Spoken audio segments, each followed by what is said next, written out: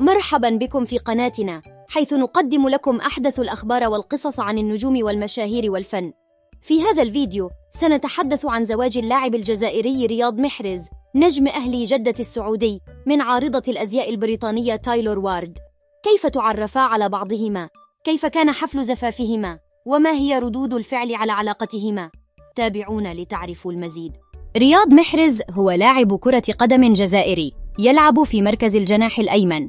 ولد في 21 من فبراير عام 1991 في سارسيل، فرنسا، من أب جزائري وأم مغربية. بدأ مسيرته الكروية في نادي لوهافر الفرنسي في عام 2010، ثم انتقل إلى نادي ليستر سيتي الإنجليزي في عام 2014. حقق مع ليستر سيتي إنجازاً تاريخياً بالفوز بالدوري الإنجليزي الممتاز في موسم 2015-2016، وحصل على جائزة أفضل لاعب في الدوري. في عام 2018 انضم إلى نادي مانشستر سيتي الإنجليزي، وفاز معه بالعديد من الألقاب المحلية والقارية، منها دوري أبطال أوروبا في موسم 2020-2021.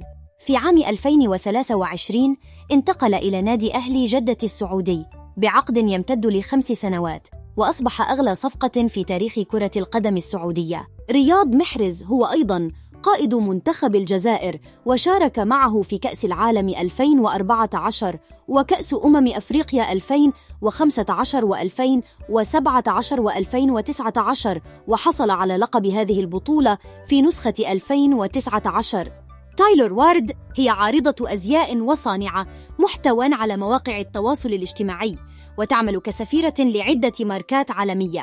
ولدت في 28 من يوليو 1998 في مانشستر، إنجلترا، من أب يدعى آشلي وارد، وهو رجل أعمال ثري يمتلك شركة لإدارة حقوق اللاعبين. درست تايلور وارد في جامعة دي مونتفورت في ليستر، وتخصصت في علم النفس والجريمة. بدأت تايلور وارد مسيرتها الفنية في عام 2015 عندما شاركت في برنامج تلفزيون الواقع The Real Housewives of Cheshire، الذي يتابع حياة نساء ثريات في مدينة تشيشاير الإنجليزية. تايلور وارد لديها حسابات نشطة على مواقع انستغرام وتويتر وسناب شات ويوتيوب، وتمتلك ملايين المتابعين على هذه المنصات. تايلور وارد تهتم بالموضة والجمال والسفر، وتشارك مع جمهورها صوراً وفيديوهات عن حياتها الشخصية والمهنية.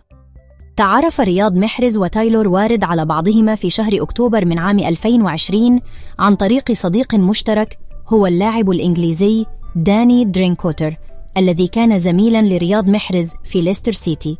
بدأ الثنائي علاقة حب سرية بعد أن انفصل رياض محرز عن زوجته الأولى ريتا جوهال، التي كان قد تزوجها في عام 2015، وأنجب منها ابنتين هما إنايا وجاسمة. أكد رياض محرز وتايلور وارد علاقتهما رسمياً في شهر ديسمبر من عام 2020، عندما نشرت تايلور صورة لهما معاً على انستغرام وعلقت: أفضل هدية في هذا العام.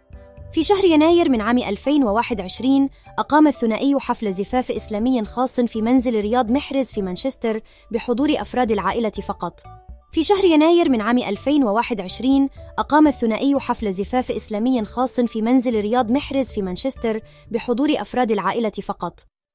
في شهر يونيو من عام 2021 رزق رياض محرز وتايلور وارد بابنتهما الأولى، التي أطلقوا عليها اسم ألانا. عقد قران رياض محرز وتايلور وارد بحضور العائلة والأصدقاء المقربين، حيث تم عقد قران رياض محرز وعارضة الأزياء البريطانية تايلور وارد قانونياً الاثنين في فندق The Londoner Hotel في لندن، بحسب ما ذكرت الديلي ميل. ووفقاً لصحيفة The Sun، من المقرر عقد احتفال زفاف ثالث في وقت لاحق من هذا العام بعد الزفاف المدني الذي أقامه يوم الاثنين. تايلور وعبر إنستغرام نشرت بعض من أجواء الاحتفال مع فيديو لبنات رياض الثلاثة برفقة شقيقتها داربي وهم في طريقهم للحفل. شقيقة تايلور شاركت المتابعين أيضاً لقطات عن عشاء الزفاف الثاني للزوجين مع كعكة احتفالية، وعلقت: اليوم ستصبحين زوجة. كما شاركت داربي صورة أخرى من عشاء ما بعد الزفاف. زواج رياض محرز وتايلور وارد أثار اهتماماً كبيراً من قبل جمهورهم ووسائل الإعلام، خصوصاً بعدس انتقال رياض محرز إلى نادي أهلي جدة السعودي، والذي يعتبر من أغنى الأندية في العالم، ويضم عدة نجوم عالميين مثل كريستيانو رونالدو ولوكا مودريتش وسيرجيو راموس. زواج رياض محرز ووارد حصل على ردود فعل متباينة بين المؤيدين والمعارضين، من بينهم المعجبون بالثنائي الذين أشادوا بحبهم وجمالهم وتوافقهم وأرسلوا لهم التهاني والتبريكات على مواقع التواصل الاجتماعي.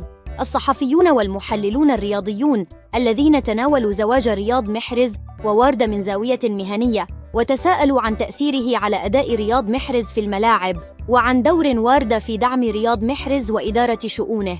الأسرة والأصدقاء المقربون الذين شهدوا على قصة حب رياض محرز ووارد منذ البداية وشاركوهم لحظات سعادتهم وحزنهم وحضروا حفل زفافهم في لندن. السابقون والغيورون الذين انتقدوا زواج رياض محرز ووارد بشدة واتهموهم بالخيانة والانتهازية والجشع وحاولوا إفساد سمعتهم أو تشويه صورتهم. الغرباء والفضوليون الذين اتبعوا زواج رياض محرز ووارد من بعد وأبدوا اهتماماً بتفاصيل حياتهم الخاصة وطلبوا منهم المزيد من المعلومات أو الصور أو الفيديوهات. هذا كل شيء في هذا الفيديو نأمل أن يكون قد نال إعجابكم. شكراً لكم على مشاهدتكم، ولا تنسوا الإعجاب بالفيديو والاشتراك في القناة لتصلكم آخر الأخبار. إلى اللقاء في فيديو آخر.